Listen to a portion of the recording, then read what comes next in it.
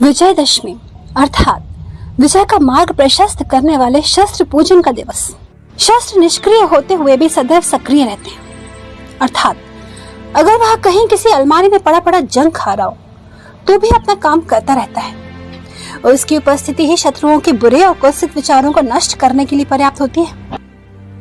जिनके पास शस्त्र होता है वे सदैव निडर और वीर बने रहते हैं, और जिनके पास शस्त्र नहीं होते हैं वे सदैव भयभीत रहते हैं और कायर बने रहते हैं।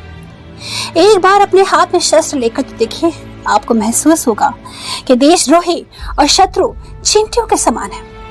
शस्त्र का होना ही आत्मविश्वास वर्धक महान मानसिक औषधि है। सत्यमेव जयते, यानी सत्य की ही विजय होती है, किंतु विजय सदैव शस्त्र से ही प्राप्त होती है। सत्य तो युधिष्ठिर के साथ भी था, लेकिन फिर भी वे वन वन भटकते रहे। लेकिन जब उन्होंने शस्त्र उठाया तभी सत्यमेव जयते हुआ। कलयुग में सत्यमेव जयते तभी होगा जब शस्त्रमेव जयते होगा। जिसके पास शस्त्र होगा उसी की विजय होगी। ज्योतिषीय दृष्टि से भी देखें तो शस्त्र का प्रतिनिधि ग्रह है मंगल ग्रह।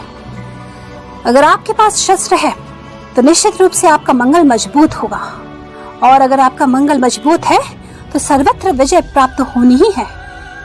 दुनिया में अशांति का बहुत बड़ा कारण सज्जनों का शस्त्रों का त्याग करना है।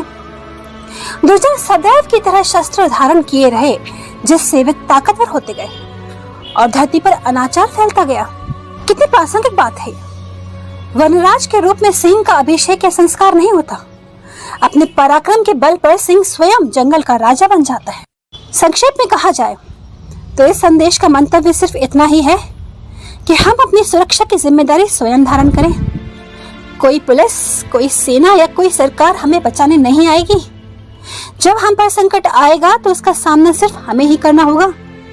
अपने प्राणों की रक्षा हमें स्वयं ही करनी पड़ेगी। अतः हम नियमानुसार शस्त्रों का संचय करें, सदैव पराक्रमी बने, सज्जन बने, सहज बने, लेकिन कायर नहीं। जब हम शस्त्र धारण कर सज्जन बनेंगे तभी हमारी सज्जनता सुशोभित होगी।